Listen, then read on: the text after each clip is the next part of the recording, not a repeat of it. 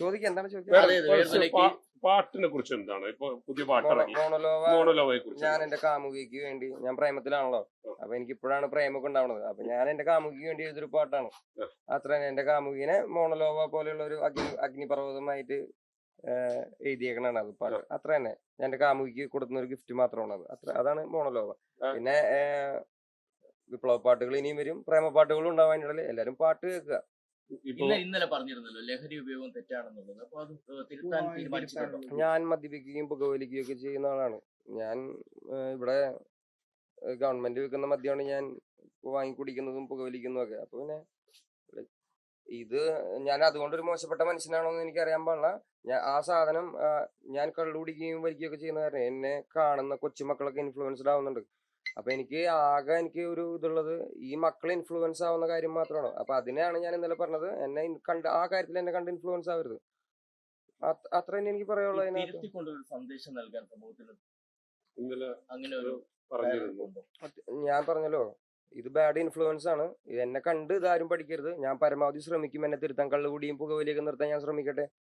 ഞാൻ ആ കാര്യം കൊണ്ട് ഞാൻ മോശപ്പെട്ട മനുഷ്യനാണോ എന്നുള്ളതൊക്കെ തീരുമാനിക്കേണ്ടത് നിങ്ങളാണ്, പൊതുസമൂഹമാണ്. കള്ളുകുടിക്കും പുകവലിക്കും കാരണം കൊണ്ട്.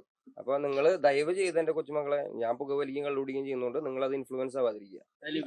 കേസിനെതിരെ വലിയ വിമർശനമാണ് ഇപ്പോൾ ഉയർന്നുകൊണ്ടിരിക്കുന്നത്. മന്ത്രി തന്നെ പരസ്യമായിട്ട് ഉദ്യോഗസ്ഥരെ തള്ളി പറയാണ്.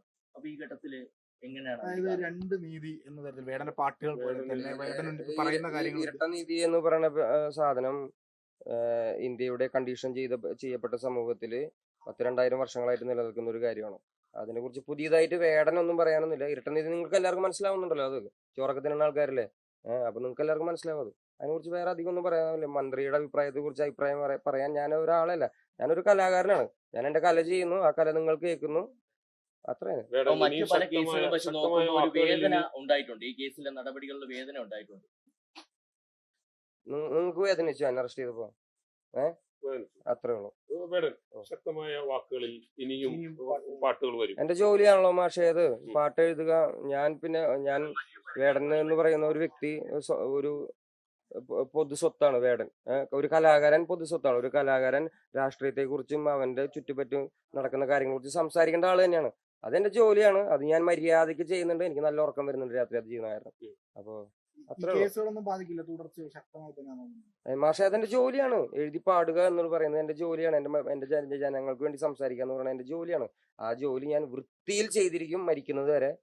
അതാണ് എന്റെ ജോലി. ഒപ്പം തന്നെ സമൂഹത്തോട് എന്താണ് പറയാനുള്ളത്? എന്തായാലും നേരത്തെ പറഞ്ഞതുപോലെ കുഞ്ഞുമക്കളോടൊപ്പം തന്നെ വേറെ ഇഷ്ടപ്പെടുന്ന അമ്മമാരുണ്ട്, അച്ഛന്മാരുണ്ട്, അവരോടൊക്കെ എന്താണ് ഈ ഇരട്ടനീതിയും സമൂഹത്തിലുള്ള ആൾക്കാര് എല്ലാവരും തുല്യരല്ല എന്നുള്ള കാര്യം നിങ്ങൾക്ക് മനസ്സിലാവുന്നുണ്ടല്ലോ.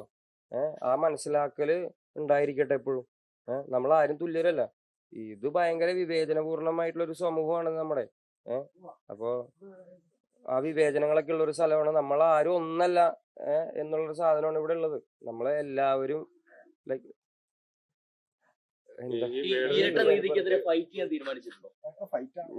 എന്റെ എഴുത്തും വായനയും പാട്ടുകളും എല്ലാം തന്നെ അതിനു വേണ്ടിയുള്ള ഫൈറ്റുകളാണ്.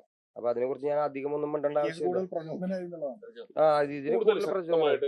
ശക്തമായിട്ട് ഇനിയും വേദികളിൽ പ്രത്യക്ഷപ്പെടും. കൂടുതൽ ശക്തമായിട്ട് തന്നെ ജനങ്ങൾക്കിടയിൽ ഉണ്ടാവും. പക്ഷെ എന്റെ ജോലിയാണ് അത്. അപ്പൊ എന്റെ ജോലി ഞാൻ കൃത്യമായി ചെയ്യുന്നുണ്ട് എന്നാണ് എന്റെ വിശ്വാസം. പോയിട്ട് വരാം. വൈദ്യുതി ചാർജ് വർധനവ് നിങ്ങളുടെ കുടുംബ ബജറ്റിന്റെ താളം തെറ്റിക്കുന്നു. വിഷമിക്കേണ്ട, കറണ്ട് ചാർജ് സീറോ ആക്കാം.